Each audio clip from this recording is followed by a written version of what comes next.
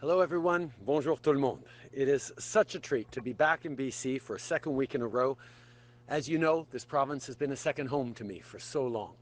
I'm happy to be here to share our plan to keep moving forward for British Columbians and for everyone.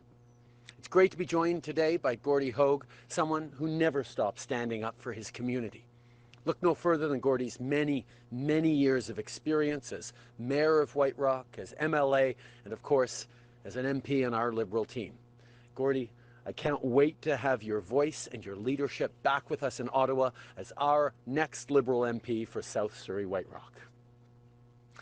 My friends, when this pandemic hit, no one knew what to expect. But as Canadians, well, you knew what to do. You put on a mask, kept your distance, and got your vaccine. In other words, you did your part. Et si vous n'avez pas encore reçu votre vaccin, c'est le temps d'y aller. Parlez-en dans votre entourage à ceux qui ne l'ont pas encore reçu. C'est important si on veut en finir avec la pandémie une bonne fois pour toutes. En tant que gouvernement, on sait que la seule façon d'avancer, c'est de rester fidèle à nos valeurs. Depuis 2015, on se tient debout pour la classe moyenne et pour les gens qui travaillent fort pour s'y joindre. On a augmenté les impôts pour les 1% les plus riches afin de pouvoir les baisser pour la classe moyenne. Avec l'allocation canadienne pour enfants, on a sorti des centaines de milliers d'enfants de la pauvreté et pendant la crise, on ne vous a pas laissé tomber. Que ce soit avec la PCU, les vaccins ou le logement abordable, on a été là pour vous.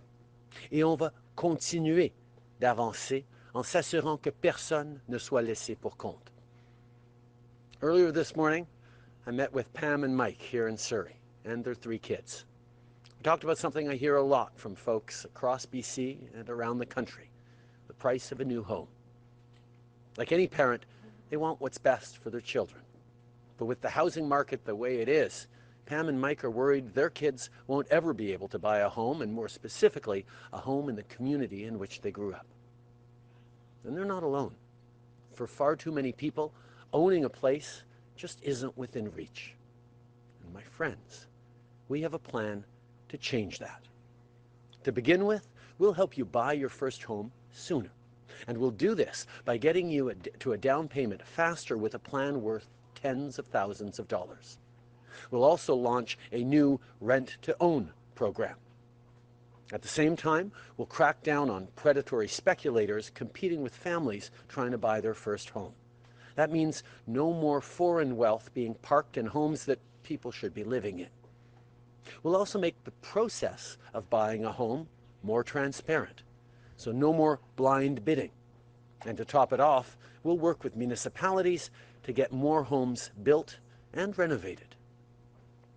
Unlike other parties, we have a plan on housing that will actually help you.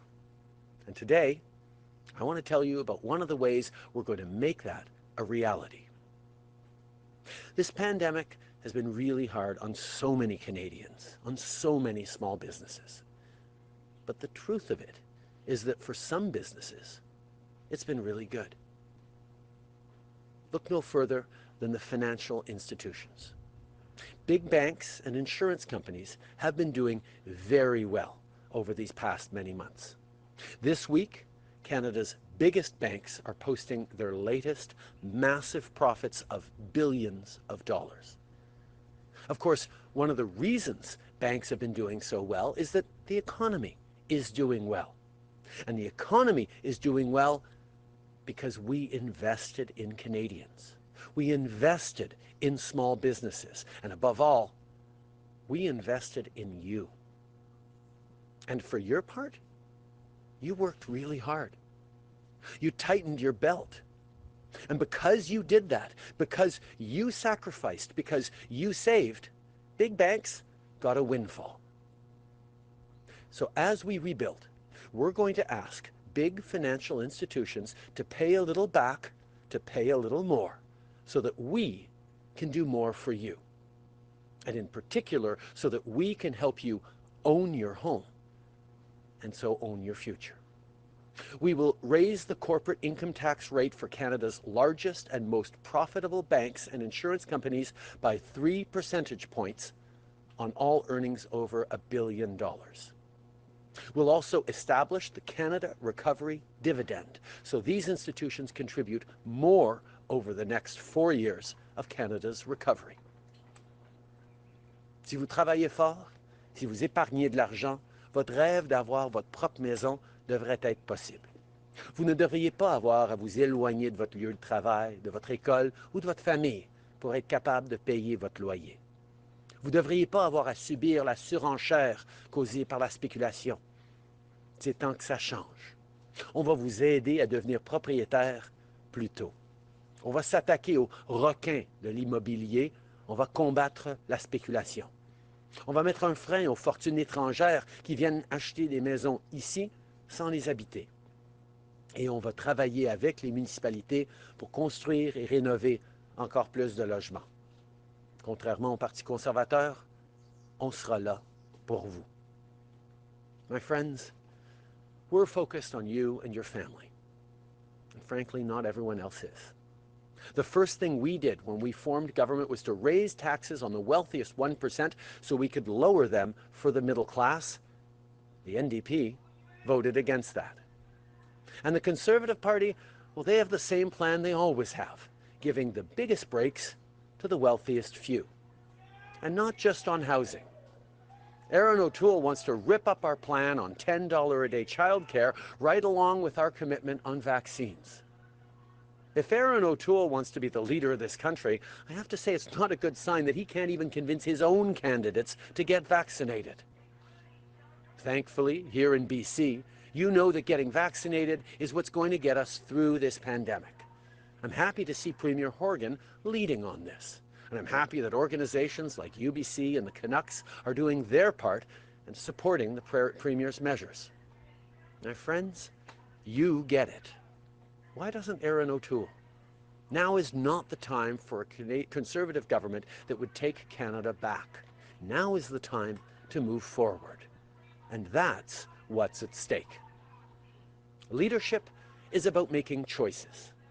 Over the past 17 months, Canadians chose to have each other's backs, to be there for each other, to listen to science and public health, to keep everyone safe. In the face of a crisis, we stayed true to our values. And at this critical moment in Canada's history, we need to keep making the right choices and beat this pandemic for good, while building a brighter future for everyone. Unlike the Conservative Party, I don't believe in trickle-down economics where you help the wealthy few and hope it works out for everyone else. That's never worked before, so why would it now? If there's anything these past months have shown, it's that when we choose to believe in you, in Canadians, our economy does well, our recovery is stronger, and everyone benefits. So let's keep going. Let's keep moving forward. My friends, I'm energized about what we can accomplish together. Housing for everyone, $10 a day childcare, stronger middle class with good jobs, and a clean environment. That's what we can achieve together. So get your vaccine if you haven't already. And together, let's rebuild an even stronger Canada for everyone.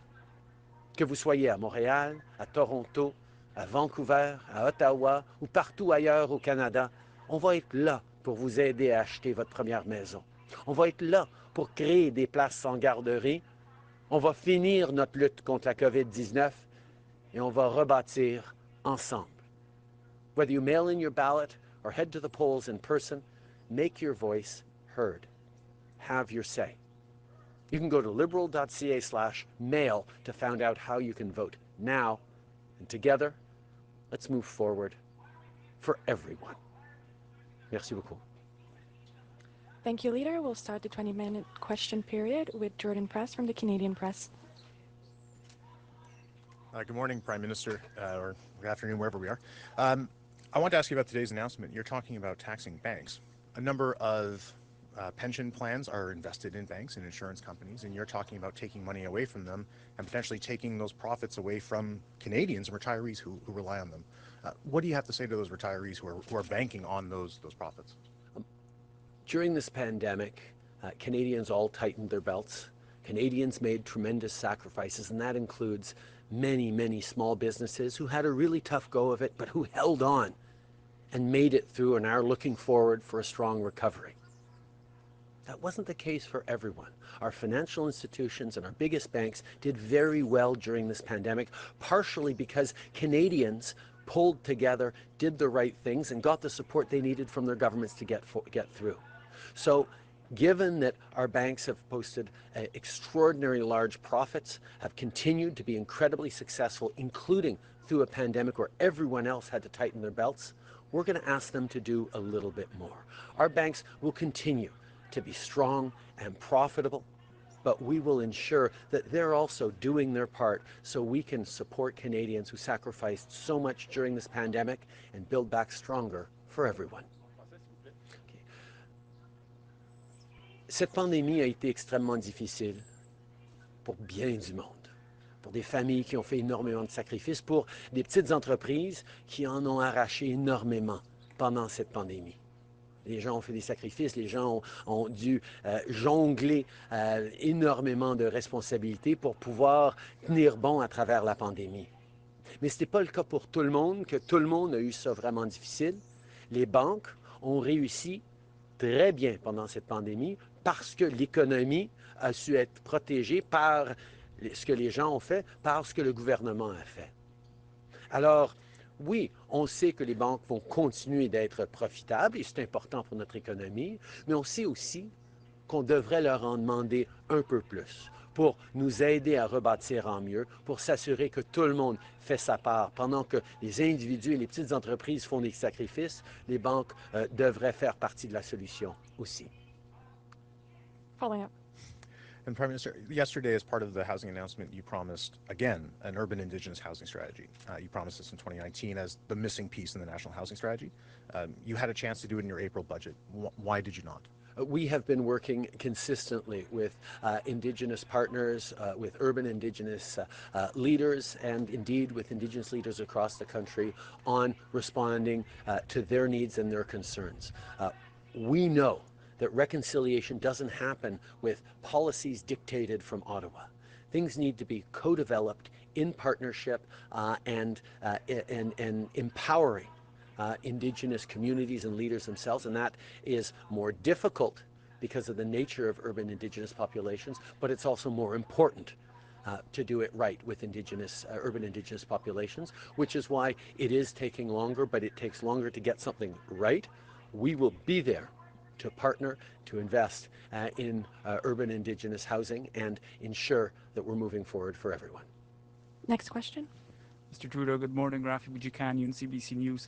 The United Kingdom says it has hours to get people out of Kabul and end its flights. A source has told CBC Canada has 24 to 48 hours. How many flights are left, and when is the last day Canada is allowed on the tarmac? I know the ministers had a press conference earlier today to share a lot of details around this, but the bottom line for Canadians is this. We are going to continue to do absolutely everything we can to get as many people out of Afghanistan in the coming days as we possibly can. But once this evacuation phase is done, we're not stopping our work. We're going to continue with the international community to put pressure on the Taliban to ensure that people can leave the country. We will continue to work with neighbors and partners in the region to get more and more people to safety. We've committed to welcoming over 20,000 Afghan refugees to Canada, and we will work very closely on an ongoing fashion to do that. Yes, in the coming days, this phase will end, but there's a lot more work to do that we will continue to do to keep helping the Afghan people. Les ministres impliqués ont pu faire des annonces et répondre à des questions spécifiques ce matin, mais l'important pour les Canadiens, c'est ceci. Nous allons continuer de faire tout ce qu'on peut faire pour amener les Afghans vers la sécurité, vers la santé au Canada. Nous allons évidemment faire tout dans les prochains jours qu'on pourra. Mais ça ne s'arrêtera pas là. On va continuer d'être impliqué dans la région avec les partenaires pour les semaines et les mois à venir en mettant de la pression avec la communauté internationale sur les talibans pour laisser les gens quitter le pays s'ils le veulent. Et nous allons être là pour accueillir des dizaines de milliers d'Afghans au Canada dans les mois à venir. Following up. Yesterday, you talked about the Taliban's needs to get recognition. You mentioned food security, a way to rebuild society and stability. How is that different than saying you'll negotiate with the Taliban government? First of all, let's be very clear. The Taliban are a recognized terrorist entity under Canadian law, and we have no plans to recognize them.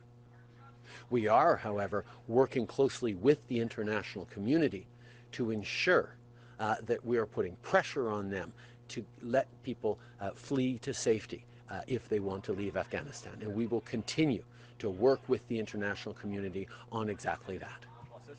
Okay. Laissez-moi être très très clair. Les talibans sont une entité terroriste reconnue sous la loi canadienne. Nous n'avons aucun plan de les reconnaître. Mais nous allons travailler avec la communauté internationale pour mettre de la pression sur les talibans pour permettre aux gens de fuir vers la sécurité. Prochaine question. Hello, Christy Kirkup with the Globe and Mail. Videos are now circulating of Afghans outside the airport in Afghanistan who are displaying Canadian exit documents, and they are apparently being told to wear red to try and signal to Canadian soldiers that they need help. Why are they being denied help? I know that Minister Sajjan addressed this morning in the press conference with more details on the situation in Afghanistan. But what Canadians need to know and will know is that we are there doing everything we can to help get as many people out as possible. We will continue to work with partners on the ground. We will continue to work with our allies. We will continue to make sure we're getting everyone out that we can in the coming days and continue to engage into the coming months as we help get Afghans to safety in Canada. Following up. And just on another matter, why is a federal crown corporation going to be sailing a new passenger ferry made by a Chinese state-owned shipbuilder when the Canadian shipbuilding industry says that it could have built the vessel and Canadians remain detained in China? Are you going to cancel this contract?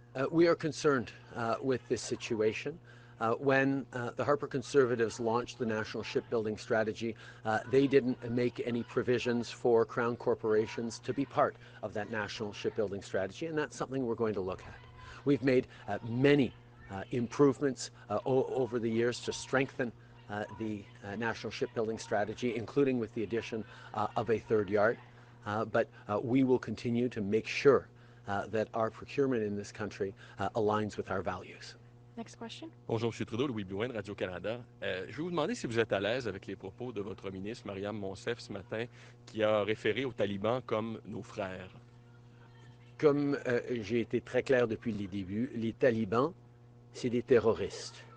Nous n'avons pas l'intention de les reconnaître. Nous allons continuer de travailler pour sauver le plus grand nombre de personnes possibles de l'Afghanistan dans les jours à venir, mais aussi dans les mois à venir. We have been very, very clear. The Taliban are terrorists, and we have no plans to recognize them. We will continue to work with the international community to get as many Afghans to safety, not just in the coming days with the current operation, but into the coming months as we look to welcome more and more Afghans into Canada. En suivi. Allez-vous lui demander de retirer ses propos? The minister addressed her comment. La ministre a expliqué ses commentaires. J'ai rien à ajouter. Nous allons continuer d'être très fermes sur les talibans en tant que terroristes et continuer de les pousser pour laisser les gens sortir de l'Afghanistan. C'est complaisant. In English on the minister, please. Okay. The minister has expressed her views and explained herself. We will continue to recognize that the Taliban represent a terrorist organization and continue to push on them so people can get out to safety. Next question. Abigail Beeman, Global News. Since the election has been called, there have been no in-person pandemic briefings from public health. We've asked them for an update. Are you concerned that during a fourth wave, not having these regular in-person briefings could put Canadian lives at risk? We know how important it is to end this pandemic once and for all. That's why every day I'm using the opportunity to speak to Canadians to remind them to get vaccinated. That is how we get through it. And if you haven't gotten vaccinated, please do. And if you have gotten vaccinated, speak to your friends who haven't yet got vaccinated to make sure that they decide to get vaccinated too. That's how we get through this. At the same time, we've seen public health officials across this country in various provinces are taking further measures to minimize the impacts of this wave of the unvaccinated we're seeing right now. But the bottom line is the way to get through this is to make sure everyone gets vaccinated. That starts for me, of course, with all of our Liberal candidates. It's a shame that Mr. O'Toole, who wants to become leader of this country, can't even convince his own candidates to get vaccinated. Following up. Are you suggesting that your comments along the campaign trail about vaccination are equivalent to briefings coming from Dr. Tam and Dr. New? And as well, have you or anyone in the Prime Minister's office directed FACT to hold off on these briefings during the election?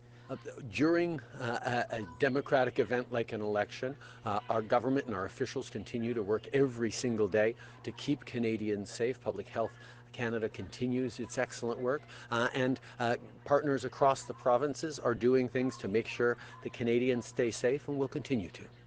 Next question. Glenn McGregor, CTV News. Mr. Trudeau, as you continue to travel across the country seeking votes, at what point do you think that's not appropriate with the situation getting worse and worse in Afghanistan? Would you consider suspending your campaign even for a few days, go back to Ottawa to deal with? Every single day I'm getting briefings on Afghanistan, and our ministers are working very, very closely to ensure that Canadians and Canada is doing absolutely everything we can to help the people of Afghanistan. I was pleased to be able to be on a G7 video conference call yesterday with our fellow leaders to talk about the situation in Afghanistan and how we can continue to work together to save as many people as possible. Yes, in the coming days, but also into the coming months as we continue our efforts to build a better future for the Afghan people. Following up. Just to follow on my colleague's question, we've had provincial elections, and provincial medical health officers have continued to give in-person briefings because they think that's a better way to deliver the message about vaccination. Wouldn't it be better to hear, for Canadians to hear that message from Dr. New, Dr. Tam, instead of getting these essentially press releases? The Public Health Agency of Canada makes its decisions about how to best communicate in various situations with Canadians, and they will continue to make sure that Canadians are getting the information they need to stay safe. And the top line for everything is, if you haven't yet gotten vaccinated, you need to. That's how we get through this pandemic. That's how we protect vulnerable Canadians who, for medical reasons, can't yet get vaccinated. That's how we protect our kids under 12 who can't get vaccinated yet either. That's how we get through. We need people to get vaccinated. Prochaine question. Bonjour, Monsieur Trudeau. Catherine Lévesque, La Presse canadienne. Votre gouvernement s'engage à financer le tunnel George Massey à Vancouver, qui a 6 voies d'autoroute. Je me demandais quelle est la différence avec le troisième lien de Québec? On n'a pas pris de décision finale sur le tunnel George Massey. On n'a pas pris, évidemment, de décision sur le troisième lien. Par rapport au troisième lien, on est intéressé à regarder si on peut financer des éléments de transport collectif. J'ai toujours dit qu'en tant que gouvernement, nous sommes ouverts à toutes sortes d'investissements en infrastructure, mais on n'a rien à annoncer pour l'instant, ni pour l'un ni pour l'autre. En suivi. Okay. We have been a government there to invest in infrastructure across the country, particularly around public transit. We haven't made any final decisions on the Massey Tunnel or on the third link in Quebec City. We're continuing to work with partners and look at the projects. We will continue to make the kinds of historic investments in infrastructure we've had across the country, but we have not made any final decisions. En suivi. Respectueusement, c'est pas tout à fait ce que votre ministre Carla Qualtrough a semblé dire, mais on est en campagne électorale. Ne pensez-vous pas que les gens de Québec devraient savoir votre position sur le troisième lien, qui est un projet excessivement important dans la région? On a investi énormément au Québec pour le transport collectif, que ce soit le tramway de Québec, que ce soit la ligne bleue, que ce soit le REM à Montréal. On va continuer d'être intéressé par des projets, particulièrement les éléments du troisième lien qui ont lien à du transport collectif. Ces discussions vont se continuer. Next question. Korean Roman, CBC News. You often engage with people who show up to protest at your announcements, including those who don't believe in vaccinations. Yesterday evening, there were Indigenous women protesting old growth logging and your efforts at reconciliation at the hotel where we were staying, and you avoided them. Why? We continue to engage with all Canadians during this important election. This is a time of choice for people.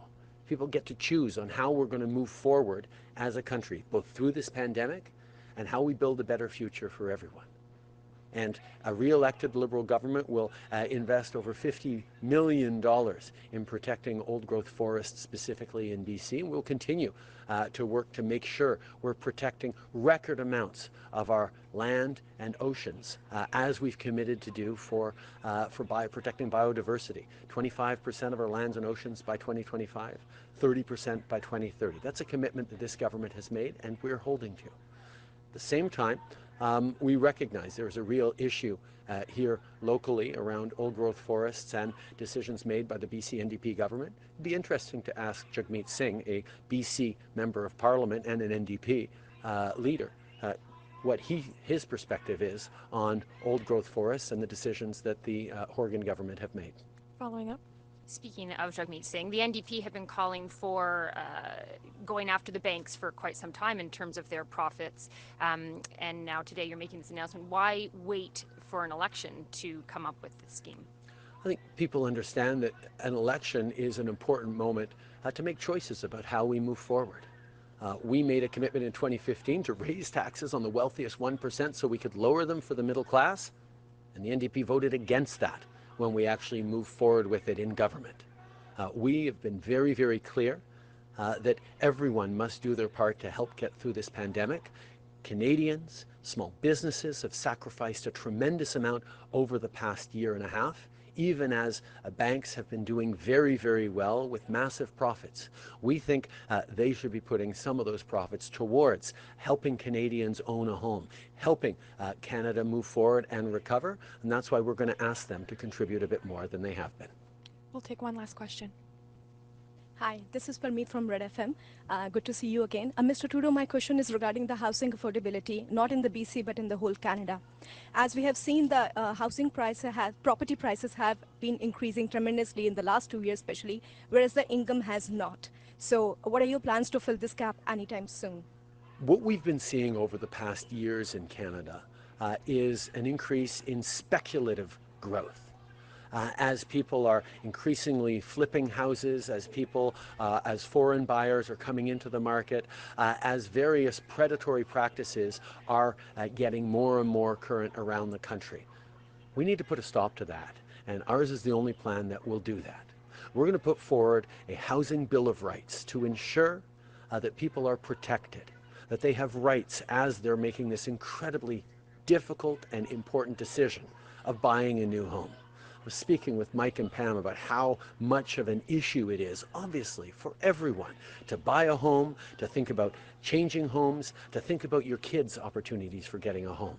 And that's why we're going to bring in stricter rules to protect people from things like blind bidding and bidding wars that go on not just once or twice, but 10, 20 times for many families seeking to buy their first home.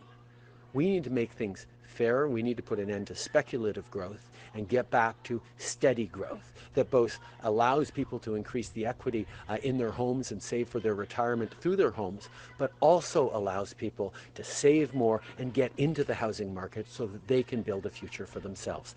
That's the plan we're putting forward for Canadians. Following up. Will there be any intervention from the government side to burst this real estate bubble? I think we all know that the housing crisis that we are facing is multifaceted. People are facing many different challenges, and there are variations of challenges right across the country and from one family to the next. That's why there's no one simple solution, unlike what some other parties might say, but only a number of different approaches to both increase supply, to help people save, and to better protect people's rights. Those are the three things that this plan does. That's why we are confident that we're going to be able to continue to build on the success of our national housing strategy in getting hundreds of thousands of people into new homes, to now help over 1 million people own their homes in the coming years. Thank you. This is what I studies press conference. Merci beaucoup tout le monde.